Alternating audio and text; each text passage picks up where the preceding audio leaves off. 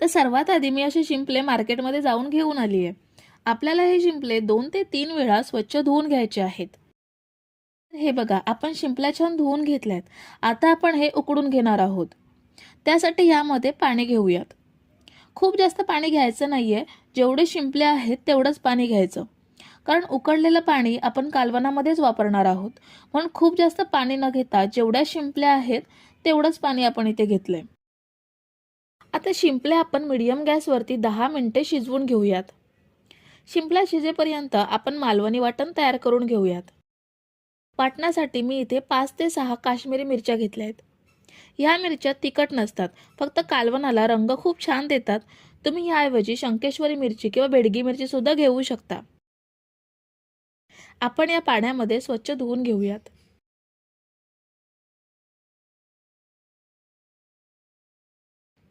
मिरच्या स्वच्छ धुतल्यानंतर ह्यामध्ये अर्धा चमचा जिरं घेऊयात।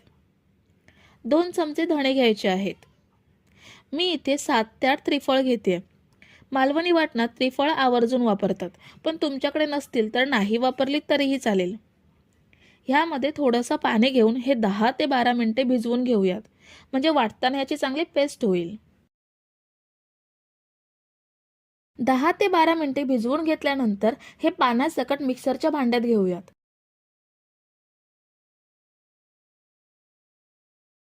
आता यामध्ये पाव चमचा हळद घेऊयात। 1 चमचा लाल तिखट घेऊयात। 2 मीडियम साईजचे कांदे उभे कापून घेतले ते ऍड केले। 1 वाटी ओलं खोबरं घ्यायचं आहे। काश्मीरी मिरच्या तिखट नसतात, म्हणून 4 तिखट हिरव्या मिरच्या ऍड केल्या। यामुळे कालवणाला मस्त तिखटपणा येईल। 6 ते 7 लसूण पाकळ्या घेतल्या। आता थोडंसं पाणी घालून वाटण वाटून घेऊयात। हे बघा, आपण वाटून घेतलंय।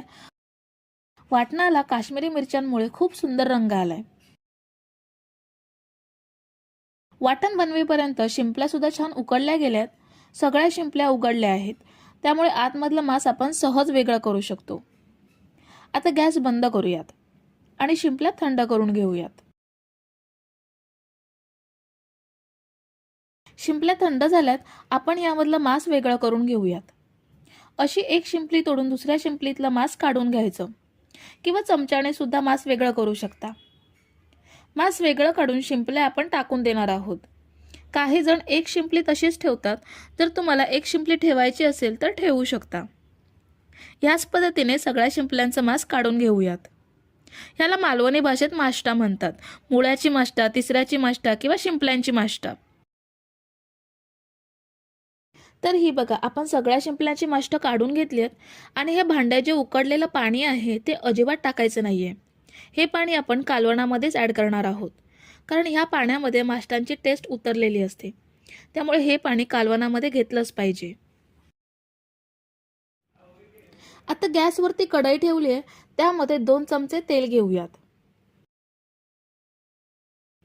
तेल गरम झाल्यावर ह्यामध्ये फोडणीसाठी कढीपत्ता घेऊयात। 7 ते 8 लसणीच्या पाकळ्या कापून घेऊन त्या ऍड केल्या। लसूण जास्त तपकिरी करून घ्यायची नाहीये, साधारण अर्धा मिनिट परतून घेऊयात।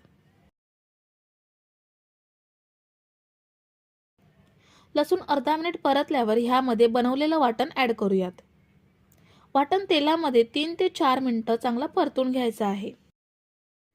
जर तुम्ही इथेपर्यंत रेसिपी बघताय तर व्हिडिओला एक लाईक जरूर करा।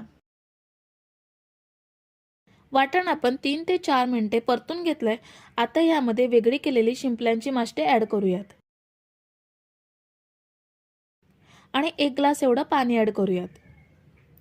कालवण छान मिक्स करून घ्यायचं आहे। तुम्हाला भातासोबत जेवढं पातळ हवं असेल तेवढी कन्सिस्टन्सी ठेवू शकता। आता यामध्ये 3 ते 4 कोकम ऍड करूयात, म्हणजे कालवणाला जरा सुद्धा हिवसपणा येणार नाही। आणि चवीनुसार मीठ ऍड करूयात। आता कालवणाला आपण मस्त एक उकळी काढून घेऊयात। तर हे बघा, कालवणाला छान उकळी आली आहे। माष्टे आपण आधीच शिजवून घेतली आहेत, त्यामुळे कालवण जास्त वेळ शिजवायची गरज नाहीये। ह्यामध्ये थोडीशी कोथिंबीर ऍड करूयात आणि कालवणामध्ये मिक्स करून घेऊयात। आता आपण गॅस बंद करून सर्विंग प्लेटमध्ये हे काढून घेऊयात। तर मित्रमैत्रिणींनो, तुम्हाला आजची रेसिपी आवडली असेल तर व्हिडिओला एक लाईक जरूर करा आणि रेसिपीबद्दलचं तुमचं मत कमेंट करा आणि चॅनलला अजून सबस्क्राईब केलं नसेल तर पटकन सबस्क्राईब करून घ्या. थँक्यू.